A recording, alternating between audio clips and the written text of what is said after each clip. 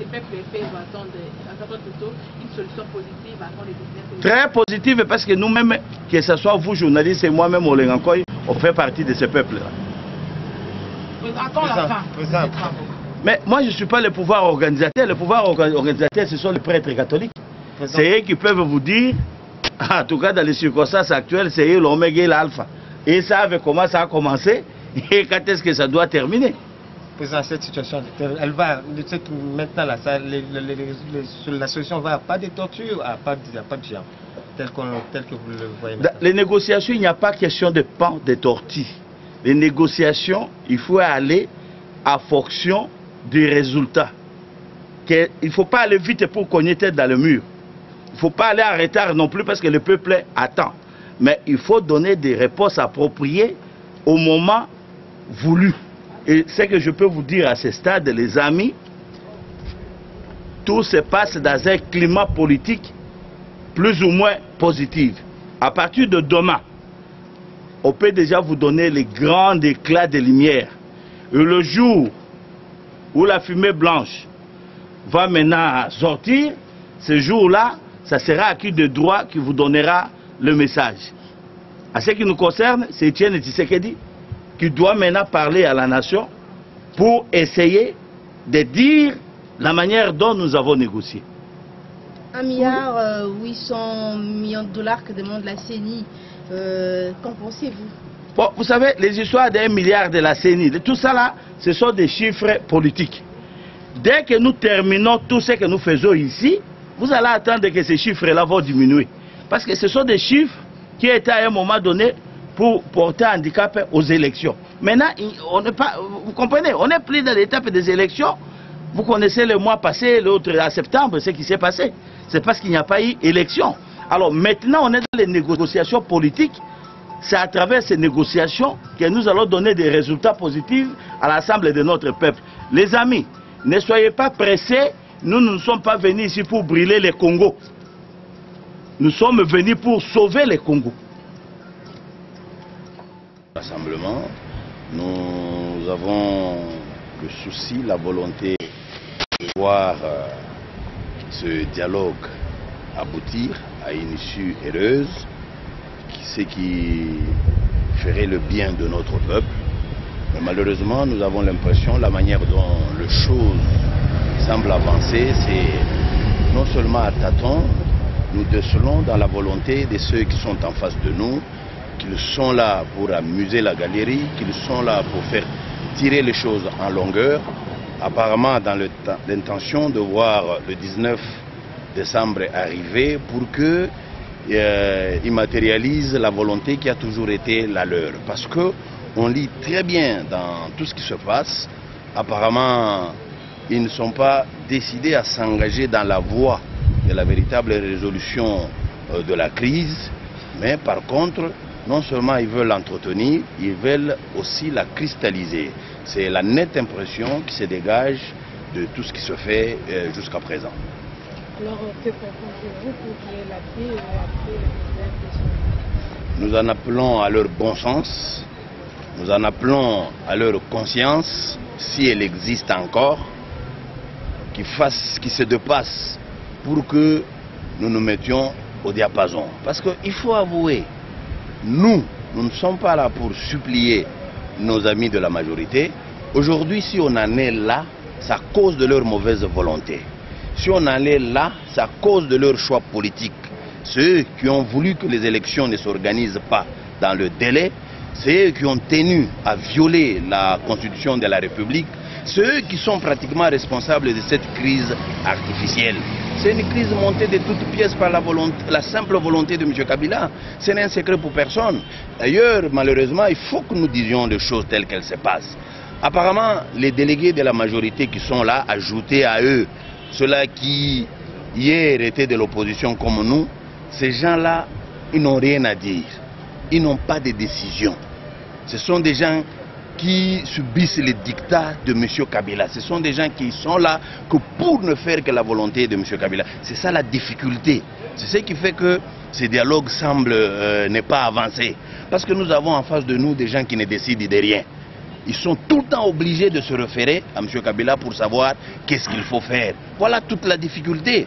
C'est pourquoi j'ai dit, j'en appelle au bon sens. Cette fois-ci, ce n'est pas le bon sens de tous ceux qui sont là. Par contre, c'est le bon sens de M. Kabila. Si jamais il a aussi la fibre d'être Congolais comme nous, il a la fibre de vouloir sauver, protéger ce Congo, faire en sorte que le Congo aille de l'avant, le Congo travaille dans le sens de mettre en paix son peuple, de le mettre au travail, je crois qu'il va falloir qu'il se dépasse pour accepter. Parce qu'après tout, le problème qui se pose, c'est lui. Le problème, c'est M. Kabila, ce n'est pas autre chose. Et le blocage, c'est à quel niveau? Le blocage, oui. Quand vous prenez la commission politique, où on parle des institutions, où on parle de la gestion de la transition, où on parle de tout ça, rien n'avance là-bas. On ne se met d'accord sur rien. Parce que nous posons des choses simplement. Nous disons, respect de la Constitution. Par respect de la Constitution, nous voulons que, et eux et nous engageons à ce que personne ne modifie la Constitution. Ni par voie référendaire, ni par voie parlementaire, ni par toute autre manœuvre. Ils ne veulent pas s'engager dans cette voie. C'est qu'il y a de mauvaises intentions derrière les têtes. Nous disons, par respect de la Constitution, il faudrait qu'on se mette d'accord. Le 19 décembre, et l'année finie pour M. Kabila. Ça, c'est un fait, c'est la Constitution qui le veut, ce n'est pas la volonté du rassemblement. Sur ce point, on doit cristalliser cela. Même si, parce qu'il faudrait qu'on s'entende, il s'agit des négociations, et que demain, après le 20 décembre, les gens peuvent voir peut-être M. Kabila à la tête du pays, ce ne serait pas la continuité. Ce ne serait pas la volonté de la majorité, ce ne serait pas à cause du soi-disant arrêt de la Cour constitutionnelle, non. Là, ce serait un compromis politique, ce serait la classe politique qui se serait mis autour d'une table et dire, bon, pour des raisons de paix, voilà ce que nous pouvons faire. Ce serait peut-être de grandes concessions que les gens se feraient avec l'arme. Ça, oui, mais ce qui est de la Constitution, quand on prétend la respecter, il faut la respecter en ces termes. C'est-à-dire le 19 décembre, ça n'est fini pour M. Kabila. Sur ce point, il continue à tergiverser. Nous entrons par exemple dans la commission processus électoral. Eh bien, vous savez, vous avez suivi vous-même ce que M. Nanga dit. Nanga dit, il relève, il le dit franchement, que pour ce qui concerne des élections, la CENI, elle, ne s'en tiendra qu'à l'option qu'aura levé la classe politique, donc à l'option politique. Comme pour dire, si les politiciens disent qu'on organise les élections en 2017, nous, CENI, nous sommes prêts pour faire ça. C'est ce que Nanga l'a dit. Tout le monde a entendu de cette oreille. Et maintenant, ça s'achoppe à quel niveau? Parce que avec la CENI, ils ont tenu à démontrer que pour qu'on puisse avoir un bon ficelet, un bon fichier, il va falloir que nous prenions du temps, 3-4 mois, donc c'est jusqu'au mois de juillet. Nous avons dit non, nous faisons appel à la société qui est en train, qui a donné les kits et consorts. Et ils disent, en 2 jours, ils sont prêts à toiletter, à tout faire. Donc au plus tard, avril, nous aurons tous les fichiers. Donc les élections peuvent se tenir bel et bien au mois de septembre 2017. Ils ne veulent pas. Pourquoi? Parce que il y a d'autres acteurs qui, je ne veux pas jusque-là citer encore des gens pour livrer les gens en pâture. Il y a des gens qui ont eu le culot de nous poser la question de savoir, et si M. Kabila devait se représenter, que diriez-vous? C'est aberrant, ça c'est aberrant, c'est anormal. Nous ne pouvons pas tolérer des choses pareilles. Et pour ce qui concerne la commission de crispation, eh bien là on se dit non, nous avons 7 cas. Les 7 cas sur lesquels là il faut maintenant qu'on s'entende, qu'on fasse de grandes négociations. Pourquoi? Pourquoi la peur bleue de voir par exemple M. Moïse rentrer chez lui au pays? Parce qu'on sait que ce qui a été fait c'est un montage, c'est un problème politique. D'ailleurs aujourd'hui c'est la honte du gouvernement congolais pour avoir suivi les déclarations de Madame la juge à travers TV5 qui a montré que tout ce qu'il a fait, tout cet arrêt, c'était la pression, c'était les dictats du pouvoir en place. Il a cité même le nom, ce n'est un secret pour personne. Voilà pourquoi nous disons non, non, non, nous ne pouvons pas continuer sur ce schéma-là. On nous dit pour le cas Diomi par exemple, non, on ne peut pas céder parce que Diomi a violé. Nous leur avons répliqué en disant, mais non, nous on connaît votre façon de faire. Vous avez assassiné Chebeya dans ce pays, tout le monde le sait, c'est votre pouvoir qui a assassiné Chebeya. Vous êtes allé jeter son cadavre sur la route de Matadi. Qu'est-ce que vous avez fait? À côté de lui dans la voiture, vous avez mis des capotes et des cheveux d'une femme. Donc c'est votre mode opératoire, on vous connaît. Le pauvre Diomi n'a rien fait de tout ça. C'est pour des raisons purement politiques qu'il est là-bas. Et voilà tout ce cas-là que nous avons évoqué. Et nous avons l'impression que nos amis veulent bloquer la machine. Mais nous sommes de bonne volonté. Nous voulons que ces choses aboutissent, mais ça ne doit pas s'étirer en longueur. Mais les choses sérieuses ont commencé. Oui. Trame des histoires derrière leur tête. Parce que ça n'a pas de sens, ça n'a pas de raison pour qu'on coupe les réseaux sociaux. Il n'y a pas d'intérêt à cela. Si ils sont vraiment bien intentionnés, un malin et demi, sinon nous leur conseillons de ne pas procéder à couper les réseaux sociaux parce qu'il n'y a pas de raison. Parce que si ils tiennent vraiment à l'aboutissement de ces dialogues, nous devons laisser notre peuple s'informer. Le peuple doit savoir qu'est-ce qui se passe ici. Et même la pression de notre peuple fait que les choses avancent. Les choses avancent. Donc nous avons besoin de cette pression que de couper les réseaux sociaux. Sinon, nous leur demandons de ne pas procéder à ça. Sinon, ce serait une sagesse qu'un général passe dans les médias pour annoncer comment, si vos enfants sortaient, nous allons les tuer. Bon. En d'autres termes, il reconnaît à la face du monde tous ces morts qui ont jonché les rues de Kinshasa le 19 septembre et le 20, c'est lui qui a été à la base. Donc si on les sanctionne, c'est à juste titre, c'est avec raison, parce que lui-même l'a dit, nous allons tuer. La Constitution reconnaît la manifestation aux Congolais. Les Congolais ont le droit de manifester, de protester, tant qu'ils peuvent le faire, pour des raisons qui sont propres en respect avec la Constitution. Mais qu'un individu, général soit-il de la police, s'insurge pour dire, si vous osez le faire, nous allons vous tuer, c'est irresponsable, c'est criminel. Je crois que nous retiendrons ces propos au moment opportun. Nous, rassemblement, nous saurons nous constituer en partie civile pour porter plainte contre tous ces gens-là qui sèment la mort si aisément, si facilement. Merci. Avec la Senco, ce qu'il faut mettre la vérité sur la table. Quand je parle de la vérité, c'est la vérité scientifique. Démontrée, argument à l'appui. J'appartiens à la commission élection. Et cette commission a eu l'avantage de pouvoir traiter des questions très délicates. Il s'agit de la question du fichier électoral. Question simple. Quand est-ce que la CENI est à même de consolider le fichier électoral? C'est une question à la fois simple et basique. Parce que sans les électeurs, il n'y a pas élection. D'où il fallait répondre à la première question. Cette question nous a amené à deux hypothèses, deux contradictions. Les amis du rassemblement considèrent qu'au 30 avril, le roulement est terminé. L'entendement du rassemblement est de dire on connaît tous les électeurs. Tel n'est pas l'entendement de la CENI. Pour répondre à cette question, j'ai proposé hier, avant-hier plutôt, que l'on appelle les experts nationaux et internationaux avec la CENI pour répondre à la question. Au cours de cette réunion, les experts de chaque composante étaient conviés. Un procès verbal a été rédigé. Au 30 avril, c'est vrai, pour le rassemblement, l'enrôlement signifie la collecte des données au 30 avril. La CENI a démontré que c'est au 22 mai que la récolte des données d'enrôlement est terminée. La loi donne 7 jours pour avoir tous les éléments après l'enrôlement et après commence les traitements des données de l'enrôlement.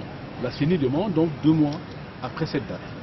Au niveau de la cité de l'Union africaine, nous avons demandé à la CENI de le faire au plus tard le 31 juillet.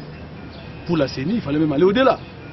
Et donc là-dessus, la réponse n'a pas été partagée. La CENI estime qu'au 31 juillet, le fichier est consolidé, alors que nous avons demandé à nos amis du rassemblement de faire la démonstration du contraire. Ça n'a pas été fait. Première donne. Et la réponse à cette question implique que l'on puisse fixer les élections. Parce que vous savez, quand on a le fichier électoral consolidé, il y a la loi sur la répartition des sièges. Et quand vous avez la loi sur la répartition des sièges, vous avez la convocation du scrutin. La deuxième question que nous avons abordée, hier comme aujourd'hui, c'est la question du choix de la séquence des élections. Le choix de la séquence des élections, pour nous qui avons négocié au niveau de la cité de l'Union africaine, devrait répondre à 4 impératifs. Le premier impératif est constitutionnel. 2 éléments essentiels pour la Constitution. 1. L'alternance démocratique, c'est constitutionnel. 2. La légitimité des institutions. Le premier paragraphe de la Constitution de la RDC dit clairement que les crises récurrentes qu'on a connues au pays sont le fait du manque de légitimité des institutions et de leurs animateurs. Institutions au pluriel, animateurs au pluriel. Or aujourd'hui, vous savez que le Sénat, les assemblées provinciales et les gouverneurs provinciaux sont hors mandat. Ils sont illégitimes. Il faut aussi résoudre cette question. Impératif constitutionnel. Deuxième impératif. Impératif technique. La faisabilité de 3 élections à la fois, la faisabilité de 2 élections à la fois, la faisabilité d'une élection. Sur cette question, la CENI nous a répondu aujourd'hui pour dire l'expérience africaine indique que certains pays ont fait 6 élections au scrutin direct. Le Zimbabwe et le Kenya, pour certains c'était 5 élections. Ça a été possible, malgré quelques imperfections. La CENI répond en disant qu'elle est à même de pouvoir rendre faisable 3 élections à la fois, 2 élections à la fois. Le troisième impératif, c'est celui du coût financier des élections.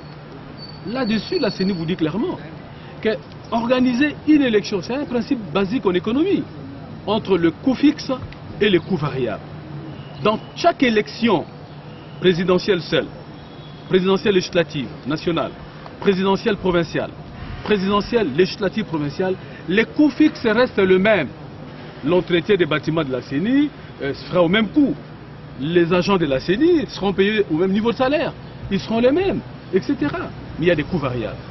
Donc, faire une élection seule qui coûte 500 millions de dollars, c'est économiquement irrationnel que d'en faire 2 qui coûtent simplement 500 millions, plus peut-être 100 millions de dollars. N'est-ce pas? Économiquement, il est plus optimal de faire au moins 2 élections, sinon 3 élections à la fois. Donc l'impératif financier économique a été répondu par l'accord de l'Union africaine. 4e impératif. Le gouverneur était compétent. Le gouverneur n'a pas fait ceci. Les députés provinciaux n'ont pas agi. Sur ces questions, il fallait aussi trouver des réponses adéquates. Donc, lorsque la CENI est venue faire sa présentation, il s'est avéré que la seule hypothèse qui répond, le seul choix je vais dire, qui répond à ces impératifs, c'est la mise en commun de 3 élections au même moment, parce que la CENI dit qu'elle est capable de pouvoir le faire. L'opposition politique au dialogue par ma voix était claire dans la réunion pour dire nous ne sommes pas figés sur une option. C'est pour 3 jours, mais il se fait que les travaux, les compromis n'est pas intervenu sur les questions majeures. En ce qui concerne notre commission principalement, qui devait adopter des mesures de décrispation du climat politique, nous sommes bloqués et nous faisons face à une divergence fondamentale en ce qui concerne la libération et l'abandon des poursuites contre cette personnalité, à savoir Moïse Katumbi, Moïse Monibela, Eugène Domine Dongala, Jean-Claude Mouyambo, Roger Lumbala, Antipas Mboussa et Floribert Anzoulouni. Donc sur ce point-là, le gouvernement fait montrer toujours intransigeant et nous regrettons cette position parce que c'est lui qui a créé la situation que nous connaissons aujourd'hui, par le fait qu'il n'a pas pu organiser ou faire organiser les élections dans les délais constitutionnels et dans les 48 heures, ça sera le 19, soit la fin du 2e et dernier mandat du président de la République. Nous lui demandons tout simplement un signal fort dans le sens de pouvoir effectivement contribuer à la décrispation du climat politique. Et maintenant là, il y a blocage, parce que jusque là il n'y a pas de travaux dans cette commission et puis il ne faut pas résoudre. C'est tout à fait normal qu'ils puissent rencontrer les personnes dont ils pensent qu'ils peuvent être à même de contribuer au blocage de ces divergences. Nous avons appris qu'ils sont en train de se démener à gauche, à droite. Ils rencontrent les différents acteurs, les leaders les plus importants afin de contribuer à ce déblocage. Et nous les encourageons. Voilà pourquoi il nous a été notifié que la plénière général ne pourra intervenir qu'à 17h. Est-ce que vous êtes sûr que les travaux... On a pris connaissance, d'ailleurs, j'ai tous les documents sous mes yeux. Nous avons constaté qu'on voudrait couper l'Internet, empêcher les gens d'accéder aux réseaux sociaux. Nous avons posé ce problème au niveau de notre commission de décrispation parce que nous y siégions avec des membres du gouvernement qui nous ont fait savoir qu'ils n'étaient pas au courant, qu'ils allaient s'informer. Donc nous attendons leur réponse cet après-midi, d'autant plus que maintenant nous avons les copies des documents qui démontrent qu'effectivement il y a risque de coupure de l'Internet d'ici dimanche. Et quelle solution que vous allez contribuer à la décrispation du climat politique? Il n'est pas normal que dans un État démocratique, un État de droit, qu'on puisse couper l'Internet. Ce n'est pas normal, c'est restreindre l'espace de l'expression des libertés publiques. Donc nous sommes opposés à ça et nous allons encore en parler à notre commission parce que nous allons nous retrouver. Bon côté. bazolanda biso awa na dialogue na nini oyo moto ya basango bavi basango baorganizaki masolo mais masolo yango totalela kaka eso esimba mo comprendre kaka mais baoyokana kaka po ya masolo ya mbongo ya masolo yao moto autina makambo na ya pale ya oya masolo mpe ozomona ozwi bango